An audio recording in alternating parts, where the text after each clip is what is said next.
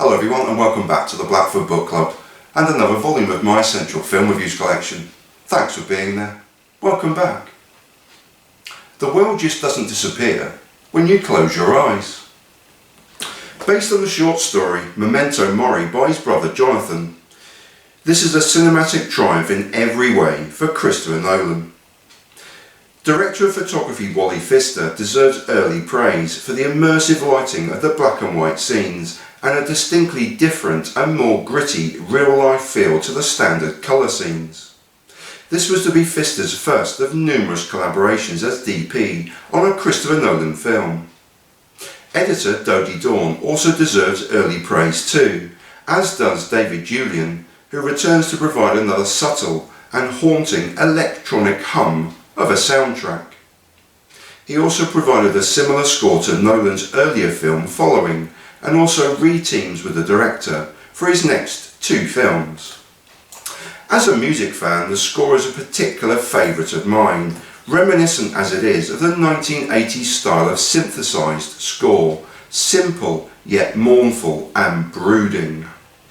As a Radiohead fan, it pleases me that Director Nolan originally wanted their eponymous track, Paranoid Android, to play over the closing credits, but due to rights issues, David Bowie's Something in the Air is used.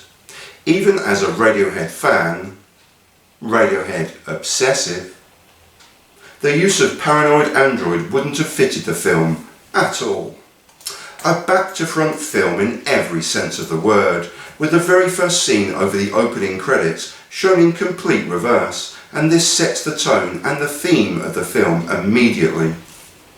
It also announces to the audience to keep up, to stay alert, and to solve the coming constantly changing riddle wrapped in an enigma. Accompanied by a simple methodical narration from Leonard Shelby, Guy Pearce, over the flashback scenes always in black and white, we now revert back to traditional colour for the present day scenes. Towards the end of the film, this process is also reversed, but it's the looping of the narrative that immediately immerses you in the film.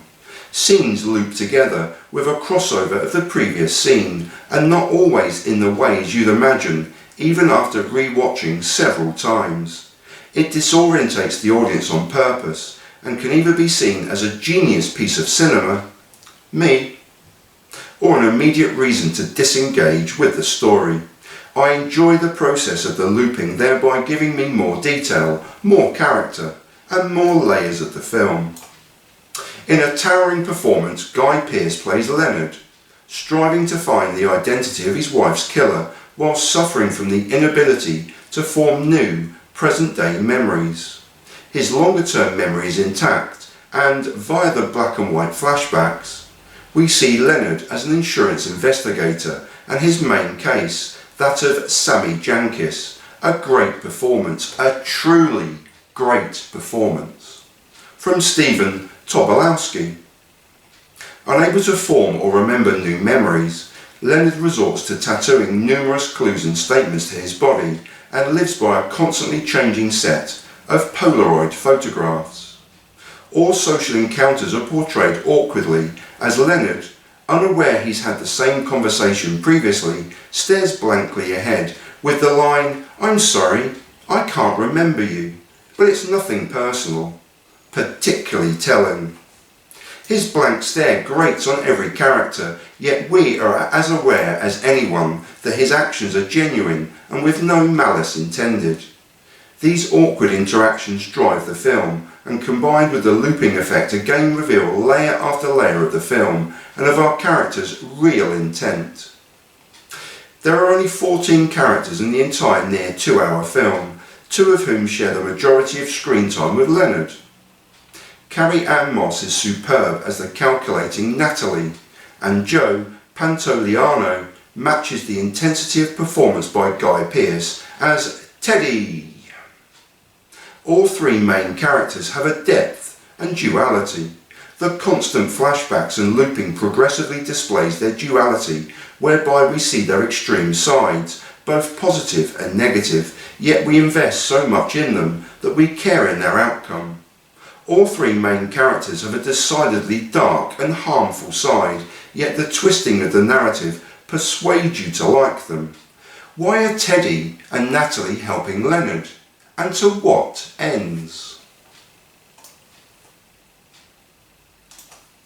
With the repeated use of these looping scenes, this excellent tale unravels, and some of the twists can be anticipated, but by no means all. As a first-time viewer and now repeated viewer, you simply don't piece the clues together, as information overkill and intense story often distract you, which is the film's biggest compliment, and is in no way a criticism. It continues to remain fresh and challenging on repeated viewings, and when watched recently, I noticed that the first overt confirmation clue coming just 15 minutes before the closing credits. Far superior to its early predecessor, Following, it's a triumph and masterpiece in every way. Trying not to give spoilers for this film in particular is very difficult, but equally I can't do this justice from a review perspective either. It's so unique and fresh, even 14 years after its release. Should you be reading this and haven't seen the film, go see it. Interestingly, many of the themes of the film were incorporated into his film Inception, still 10 years away. They both share common themes of disconnection from life, memories versus fact, seeking revenge, the passing of time, and the rationalisation of emotions. How do you rationalise emotions when you won't remember them? Detailing his condition again to Natalie midway through the film, Leonard tellingly states, "The world doesn't just disappear when you close your eyes." And that was Memento from the year 2000, directed by Christopher Nolan.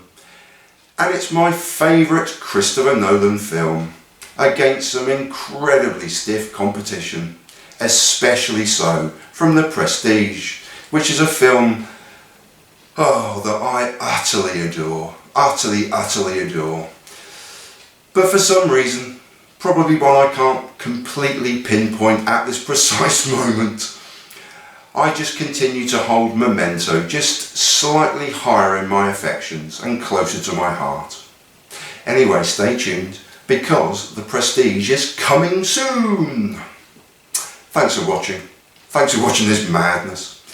I'll leave you in peace and in solidarity. Thanks again for watching. Please be careful out there.